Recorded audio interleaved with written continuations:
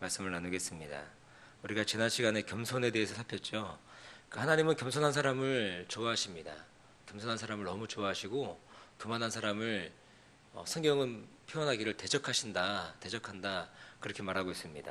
하나님께는 겸손의 개념과 정의 이것보다 더 중요한 것이 있죠. 겸손이 무엇인가 또는 겸손의 정의가 뭔가 이것보다 더 중요한 것은 그냥 겸손한 사람을 좋아하신다는 것입니다. 겸손한 사람이 어떤 사람입니까? 철저히 하나님을 의존하고 살아가는 사람, 이것이 바로 겸손한 사람의 모습이라는 것입니다. 그래서 예로 들었던 사람이 있죠. 바로 사울과 다윗인데, 사울은 끝내 자기 주도적 삶으로 살아가서 그리고 결국에는 멸망당한 사람이 바로 사울입니다. 그런데 다윗은 어떻습니까? 다윗은 철저하게 하나님을 의존하며 살아가는 모습이 있다는 것입니다. 위기가 와도, 삶의 어려움이 와도, 또 자기 마음 가운데 기쁨과 평안이 있어도 철저히 하나님을 의지하고 그리고 하나님을 의존하며 살아가는 모습이 바로 다윗의 모습이라는 것입니다.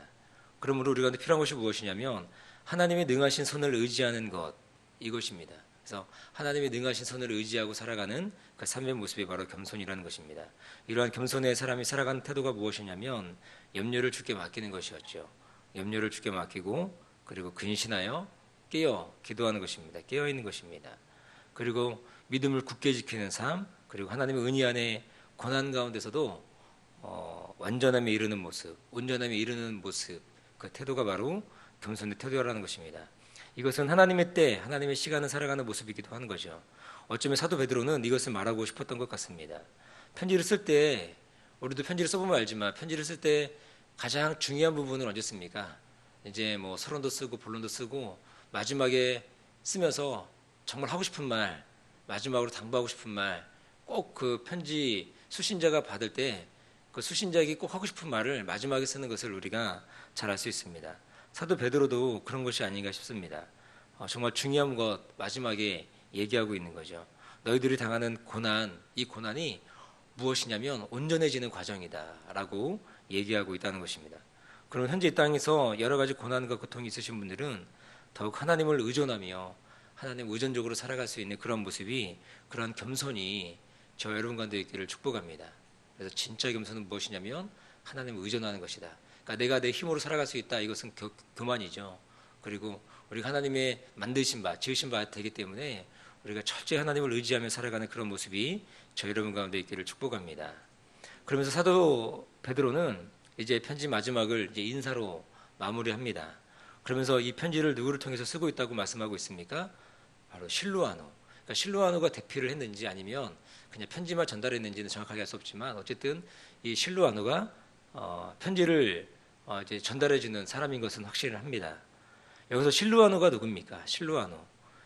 바로 사도 바울과 함께 제2차 선교 여행을 함께 감당했던 바로 실라. 잘 아시죠? 실라는 잘 아시죠? 이 실라가 바로 이제 실로아노입니다.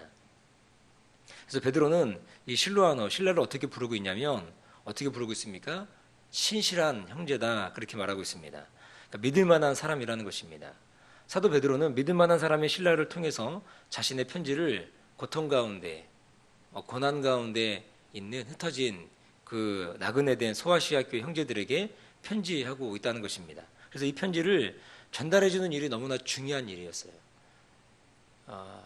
소아시아 교회 그 전역에 흩어져 있는 많은 그리스도인들, 많은 그 공동체를 그들을 믿음으로 위로하고 그들을 격려하기 위해서 편지를 썼는데, 이 편지를 전달하는 과정 가운데 누구에게 이 중요한 편지를 맡기는 것입니까? 실라라는 사람, 실로아노에게 맡기는데 어떤 사람이라고 하는 거예요? 믿음하는 사람, 신실한 형제다, 그렇게 얘기하고 있다는 것입니다. 이게 왜 중요한 일입니까? 고난과 어려움을 만난 믿음의 형제들을 격려하는 일이 너무나 중요했기 때문이라는 것입니다. 당시 고난과 고통을 당하고 있는 그리스도인들을 격려할 때 가장 좋은 건 뭘까요? 사도가 직접 가는 것입니다. 직접 가서 그들을 만나서 그들의 눈물도 닦아주고 그들의 손도 만져주고 그들을 믿음으로 격려하고 힘주는 것, 이것이 사실은 가장 큰 위로가 되겠죠. 그러니까 사도가 누굽니까? 예수님과 실제 함께 먹고 마시고 살았던 사람이 사도인데, 이런 사도가 가가지고 특히 이 교회 수장인 사도 베드로가 가서 그들을 만나주고 위로해주는 일, 이것이 얼마나 중요했겠습니까? 그런데 그렇지 못했다라는 거예요. 그래서 못하니까 갈 수 없는 상황이니까, 갈 수 없는 상황이면 이 편지만큼 좋은 것이 없지 않습니까? 그래서 이 사람들은 이 편지, 사도 베드로가 그 소아시아 그 전체 공동체를 향해서 편지를 썼는데 이 편지를 어떻게 하느냐? 이 편지를 회람하는 거예요. 편지를 골고루 이제 돌아가면서 읽는 것입니다. 이제 한 번은 이쪽 지역에서 읽었으면 이 편지가 돌아가는 거예요. 그래서 또 다른 지역에서 또 읽고 또 다른 지역에서 읽고 그래서 그 소아시아 전체 지역에 있는 흩어져 있는 나그네 된 그 형제들 고난당하고 있는 예수 믿는 것 이유 하나 때문에 고난당하고 있는 그 사람들에게 이 편지가 회람되고 있었다는 것입니다. 그래서 이 편지를 뭐라 부릅니까? 공동서신 또는 회람서신 그렇게 불린다는 것입니다.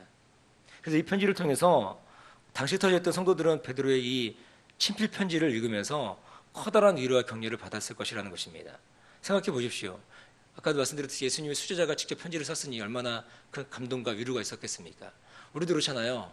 정말 내가 존경하는 목사님 또 그렇게 편지를 받으면 어떻습니까? 영적 지도자에게 편지를 받으면 마음이 얼마나 위로가 되고 따뜻하고 격려가 됩니까? 그래서 그 편지를 받은 것입니다. 그래서 사도 베드로는 자신의 측근 중에 믿을 수 있는 사람, 누구예요? 신실한 형제 실로아노에게 이 편지를 마지막에 적어서 자신의 편지를 확증하고 보내고 있는 그 모습을 보인다는 것입니다. 사랑하는 성도 여러분, 우리 이 땅에서 우리가 어떤 모습 살아가야 될까요? 그리스도의 편지로 우리가 살아가야 될 줄로 믿습니다. 고린도후서 3장 3절은 이렇게 말씀합니다. 너희는 우리로 말미암아 나타난 그리스도의 편지니 이는 먹으로 쓴 것이 아니요 오직 살아계신 하나님이 영으로 한 것이며 또 돌비에 쓴 것이 아니요 오직 육의 신비에 한 것이라 말씀합니다. 이것은 어떤 의미입니까? 우리의 삶이 그리스도를 나타내는 삶, 그리스도를 전하는 삶, 주의 사랑을 전하는 삶 이것이 되었다는 것입니다. 그리스도를 전하며 살아가는 삶을 살 때 가장 중요한 것이 무엇이겠습니까? 우리가 그리스도 안에서 신뢰관계가 있는가, 주님을 신뢰하는가라는 것이죠. 우리 이 땅을 살아갈 때 실로아노처럼 주 앞에 인정받는 모습이 좀 됐으면 좋겠습니다. 어떤 인정받는 것입니까? 신실한 형제다. 믿을 만한 사람이다. 주님 우리 가운데 사역을 맡겨주시고 일들을 맡겨주시는 그 이유가 무엇입니까? 믿을 만하기 때문에, 신실하기 때문에. 그러니까 신실한 사람에게 어떤 일들을 맡기는 거 아니겠습니까? 그래서 우리가 주 앞에 인정받을 때의 그 모습은 그래 내가 너를 믿을 만하다. 신실하다. 신실한 충성된 일꾼이다. 이런 평가가 우리 가운데 있기를 주님의 이름으로 축원드립니다. 실로아노는 참 경건한 사람이었습니다. 여러분 아시지만 바울과 함께 제2차 선교여행을 떠날 때 그때 그들 가운데 어려움이 있었죠. 그때 선교여행에서 모진 매를 맞았습니다. 모진 매를 맞고 감옥에 갇혔을 때 그가 했던 행동이 무엇이었습니까? 원망이 아니었죠. 짜증이 아니었죠. 내가 어떻게 복음을 전하는데 이렇게 큰 어려움이 있습니까? 짜증 부리는 것도 아니었고 원망도 아니었고 절망도 아니었습니다. 바울과 신라가 했던 것이 있습니다. 우리가 잘 아는 일이죠. 바로 찬송과 기도였습니다. 그들이 모진 매를 맞고 감옥에 가셨을 때 그들이 했던 것은 찬송과 기도였다는 것입니다. 우리들도 이 땅을 살아가면서 주와 복음을 위해 살아갈 때 당하는 어려움들, 당하는 고난들 있을 수 있습니다. 당하는 손해가 있을 수도 있습니다. 그때 우리가 실로아노처럼 주 앞에 신실한 형제로 우뚝 서 있기를 주님의 이름으로 축복합니다. 신실한 형제로 우리가 주 앞에 남아있을 수 있기를 주님의 이름으로 축복합니다. 그러면서 12절에 사도 베드로가 이렇게 말씀합니다. 뭐라고 얘기하느냐? 너희에게 간단히 써서 권하고 이것이 하나님의 참된 은혜임을 증거한다. 그렇게 말씀하고 있죠. 여기서 우리가 보는 개혁성경은 권하고 이렇게 되어 있지만 세번역 성경을 보면 격려하는 것입니다. 격려하고 그렇게 말씀하는 거죠. 그리고 또 유진 피터슨이 번역한 그 세번역 메시지 성경에는 이렇게 번역을 했습니다. 절박한 심정으로 썼다 이렇게 얘기하고 있습니다. 그러니까 짧은 이 서신에 5장밖에 안 되는 이 짧은 서신에 사도 이 베드로가 이들을 격려하기 위해 썼던 것이고 그리고 절박한 심정으로 이것을 써내려갔다는 것을 우리가 알 수 있다는 것입니다. 이 안에 담겨 있는 것이 바로 사도 베드로의 진심이 담겨 있는 하나님의 은혜를 전달하고 하는 그 마음이 담겨 있다는 것입니다. 그래서 베드로의 첫 번째 편지인 베드로전서 전체를 흐리고 있는 핵심 메시지가 있다는 거예요. 그러니까 베드로 전서가 전체 담고 있는 핵심 메시지는 한 가지입니다. 그것은 바로 그리스도인의 고난이라는 거예요. 흩어져 있는 그 나그네된 그 디아스포라된 형제들에게 얘기하는 것은 그리스도의 고난. 그래서 고난에 대한 부분들이 굉장히 많이 할애돼서 얘기하고 있는 것을 우리가 알 수 있죠. 그래서 불시험, 당하는 불시험, 불같은 시험 당하는 것을 이상한 일로 여기지 말라고도 얘기하고 있다는 것입니다. 또 그리스도의 고난에 참여하는 것을 기쁘게 여겨라. 이것이 너희 가운데 기쁨이 되는 것이다. 이렇게 또 얘기하고 있다는 것입니다. 또 그리스도의 고난에 참여하는 것을 기쁘게 여기라 말씀하고, 누구보다 고난을 많이 당했던 이 베드로가 실제로 그렇게 고난에 대해서 얘기하고 하니까 그 마음 가운데 참된 위로가 되고 격려가 되는 것들을 본다는 것입니다. 그러면서 이 모든 것, 고난받는 것이 또 뭐라고 얘기하고 있습니까? 이게 은혜라는 거예요. 참 받아들이기 쉽지 않은 일이죠. 이게 은혜다라고 얘기하는 것입니다. 사도가 이 은혜를 증거했고, 이 은혜 위에, 이 고난이라는 이 은혜 위에 굳게 서라, 그렇게 말씀하고 있다는 것입니다. 사랑하는 성도 여러분, 우리도 그러합니다. 이 땅에서 우리가 당하는 고난 또한 은혜인 줄 믿습니다. 저는 사도는 아니지만 성경의 기준에 분명히 말씀드릴 수 있습니다. 우리가 만나고 당하는 고난, 이것이 은혜라는 것입니다. 이 고난이 우리를 그리스도께 더 가까이 가게 하는 하나님의 섭리인 것을 우리가 순간순간 본다는 것입니다. 그래서 우리 또한 이 은혜 위에, 이 고난의 은혜 위에 우리의 신앙에, 또 우리의 순리의 길에 굳건하게 세워져가는 그런 모습이 있다는 것입니다. 그래서 많은 목사님들이 하는 얘기가 있지 않습니까? 고난이 무엇입니까? 고난이 변장된 하나님의 축복이다, 그렇게 얘기하기도 하고, 또 고난은 C.S. 루이스가 얘기하기를 고난은 규모건 세상을 향한 하나님의 확성기다, 그렇게 얘기한다는 것입니다. 평상시 때는 하나님 말씀이 잘 안 들리더라도 고난이 우리 인생 가운데 다가오면 그때 우리 가운데 확성기처럼 얘기하는 하나님의 그 쟁쟁한 음성이 우리 귓가에 들린다는 것입니다. 그러므로 하나님 음성이 들린다는 것, 하나님 말씀이 들린다는 것은 우리 가운데 축복이 되는 줄로 믿습니다. 고난 가운데 그때 우리가 힘들고 어려운 상황을 살아갈 때 더 하나님께 나아가고 저 배 붙어있는 그런 은혜가 있기를 원합니다. 그러면서 사도 베드로가 마지막 인사를 하는 거죠. 어떻게 합니까? 사랑의 입맞춤으로 피차 무난하라, 그렇게 얘기합니다. 성도의 거룩한 소통을 의미하는 거죠. 사랑의 입맞춤으로 피차 무난하라. 그러니까 성도의 아름다운 교제, 서로의 아름다운 격려, 그리고 의지가 되는, 그러니까 서로가 서로에게 위탁이 되는 그런 공동체를 만들어가고 꿈꿔가는 그런 모습을 가지라는 것입니다.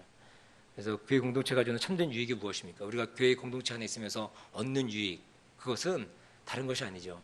우리 성도 간에 얻을 수 있는 얻는 유익은 그런 이런 따뜻한 사랑, 격려가 되고 위로가 되고 서로 힘이 되고 피차 격려하고 위로하고 서로가 서로에게 위탁이 되는 그런 멋진 공동체를 꿈꾸는 것, 서로가 힘이 되는 공동체를 만들어가는 것, 이것이 우리 가운데 중요한 것입니다. 그리고 마지막으로 얘기하는 것이 무엇입니까? 평강의 인사, 평강의 인사로 이 사도 베드로가 이제 편지를 끝을 맺습니다. 여러분 기억하시는지 모르겠지만 베드로는 편지 서두에 1장 2절인가요? 거기 보면 거기에도 평강으로 시작을 합니다. 그러니까 평강으로 시작해서 평강으로 끝나는 서신인 것을 알 수 있죠. 그래서 베드로의 편지는 평강으로 시작해서 평강으로 끝나는 것을 우리가 본다는 것입니다. 여기서 평강은 헬라어로 보면 어떤 단어냐면 에이레네라는 단어를 사용합니다. 저는 개인적으로 이 단어 참 좋아하거든요. 에이레네, 평강, 너무 좋아하는데 이 뜻이 여러 가지 뜻이 있습니다. 뭐 어떤 뜻이 있냐면 이게 그 히브리어로 보면 샬롬이거든요. 샬롬, 평강입니다. 평강, 평화, 평화, 번영, 고요, 안식, 이런 뜻이 있고, 그리고 중요한 뜻이 더 있는데 그건 뭐냐면 하나가 됨, 그리고 또 다시 하나가 되다, 이런 뜻을 가지고 있다는 것입니다. 그러니까 이 단어는 이 결합하다라는 에이로라는 단어에서 파생을 했는데, 그러니까 결합하는 거예요. 어떻게? 그러니까 다시 하나가 되는 것. 그것이 무엇입니까? 우리가 하나님과 분리되어 있으면 생기는 것이 무엇입니까? 평화가 깨지는 거예요. 우리가 하나님과 분리되어 있으면 분리되어 있으면 평화가 깨지는데, 마음 가운데 평안이 사라지고 평강이 없는데 다시 하나님과 하나가 되는 거죠. 다시 하나님과 하나가 되고 결합되고 연결되어 있으면 무엇이 생긴다는 것입니까? 평강, 마음 가운데 평안이 우리 가운데 있다는 것입니다. 그러니까 주님과 분리되어 있으면 평강이 사라지는 거예요. 주님과 하나가 될 때 진정한 평화, 샬롬을 경험하게 된다는 것입니다. 사도가 왜 이것을 에이레네로 시작하고 이것을 끝이 맺는 줄 우리가 잘 아시겠죠. 바로 이 고난의 때를 지나는 성도들에게 가장 중요한 것이 무엇입니까? 주님을 떠나지 않는 것입니다. 핍박이 있고 1세기 당시 얼마나 고통스러웠습니까? 떠난 사람들, 배교한 사람들 많이 있었거든요. 그러니까 사도 베드로가 얘기하는 것이 평강을 얘기하고 마지막에도 평강을 얘기하는 것입니다. 이 평강이 뭐라고요? 주님과 다시 하나가 되는 것.